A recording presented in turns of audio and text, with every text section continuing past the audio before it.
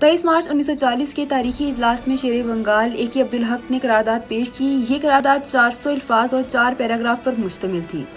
قائد اعظم رحمۃ اللہ علیہ کی سربراہی میں یہ قرارداد منظور ہوئی، اور یہ وہ دن تھا، ایسا لگتا تھا جس کا اسلام نے ہمیں درس دیا ہے۔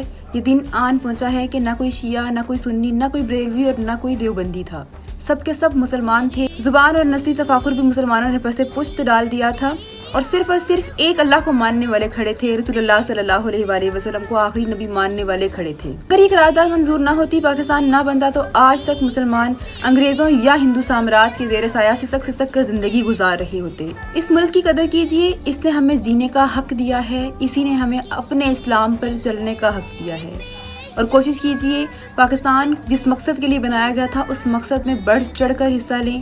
یہ وہ ملک ہے جہاں ہم نے اسلام کے مطابق زندگی گزارنے کی کوشش کی تھی۔ یہ ملک ہم نے صرف اور صرف اسی لیے حاصل کیا تھا کہ ہم اسلام کے مطابق زندگی گزار سکیں۔